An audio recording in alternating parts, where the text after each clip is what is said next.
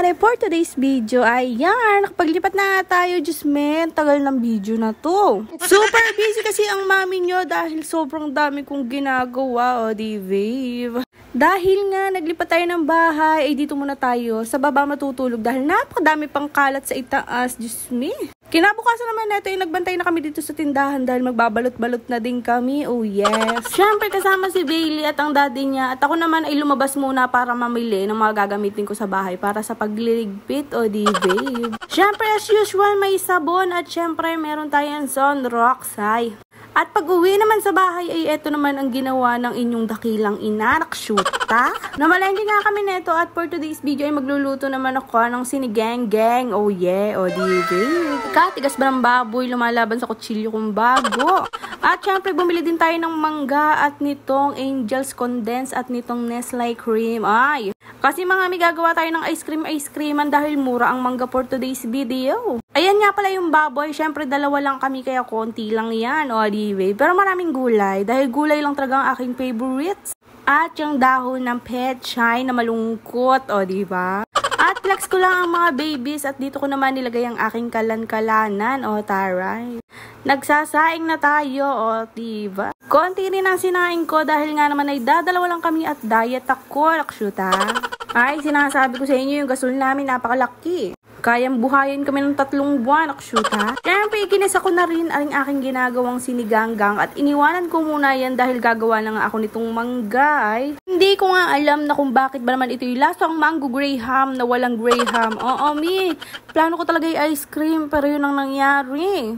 Ay, wala na kayong choice. Di naman ako marunong gumawa ng ice cream, nakshuta. Ice cream na lang 2. Carry na yan. Sobrang init ng panahon ngayon. At saka 40 pesos lang naman ang kilo ng mangga dito sa Infanta. Kaya naman for the GG na, o taray. Tatanggi ka pa ba dun? Bibihira lang yan. Next month yan, 100 plus na naman kilo nito. Kaya sinusulit ko na. Siyempre, hiniwa ko muna ng paganayan. As usual, ganayan naman talagang hiwa ng mga mangga. 3 nga lang pala ang gagamitin ko dahil tetestingan ko pa. Baka kasi pag nilahat ko, tapos hindi masarap, magsisi ako. Sayang din naman.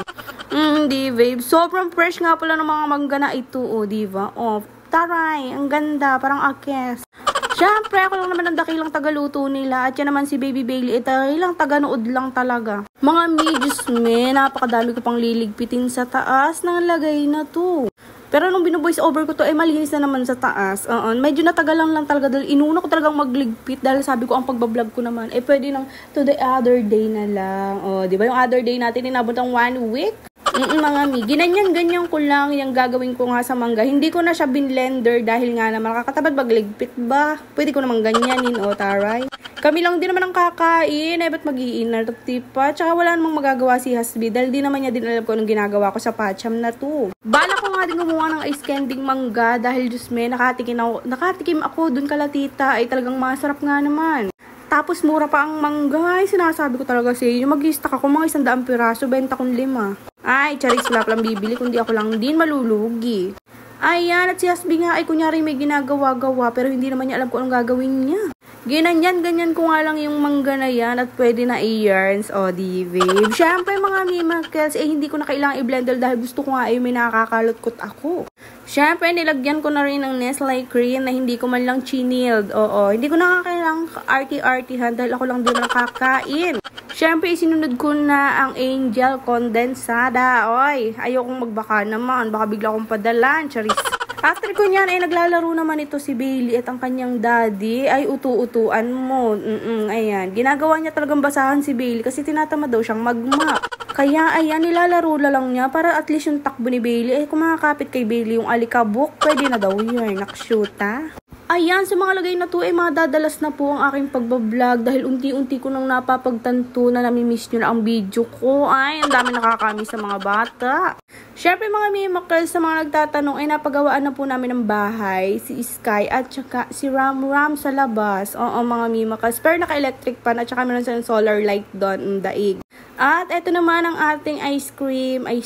Nilagay ko na sa rep at pwede na iyan. Diyos ko, ba't ba nakausok yung rep ko? Wala kasing laman, nakshuta. Kinabukasan na ito naman ang ganap. Bakit naman bumabaha mga person? Yan nga palang nasa labas namin na yan ay buhangin. At eto naman ang lagay dun sa knocker daw na tulay. Nakuha ko lang to dun sa GC namin sa Reyna Riders Club. Ay, baka naman. Bale, munti ka na nga pasukin ng bahay ng baha. At tingnan nyo naman, yung buhangin na yan ay kinuha pa namin sa dagat kasagsagan ng ulan. Kasuta, hindi na ako nag-video. Baka maloka kayo. At syempre, hindi na rin kami dito natulog sa baba. Kasi baka naman mamay biglang lumaki ang ulan. At kinabukasan ay ito naman ang aking breakfast, chichirya. Ay, ba't naman may nanonood na bata at naglalaway? Ay, hindi naman talaga po pwede sa kanya to. Bakit lagi na lang nanonood pag may kinakain ako? Pero dahil mabait akong ina, ipapatkim ko sa kanya ng kaunti. Medyo malaki pa nga yan, kaya babawasan ko pa. Talagang matikman lang niya na hindi naman talaga masarap yun.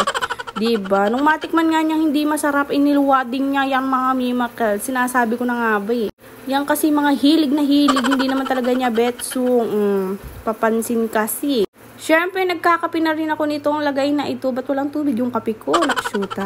Eto na nga pala yung itaas. Bali, yung kama na yan ay nandito sa kabilang kwarto na ito nung nakaraan. Inilipat ko lang, oo. Kasi gagawin natin tong live room.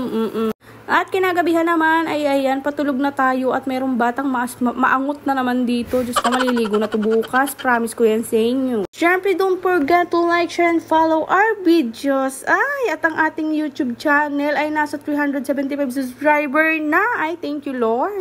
Ipapromise ko na sa inyo na sunod-sunod na naman tong video natin. Huwag nyo sanang pagsawa, naksyuta. Dami kasing nagko-comment sa TikTok na, mimiss nyo na daw tong si Bailey. Eto na.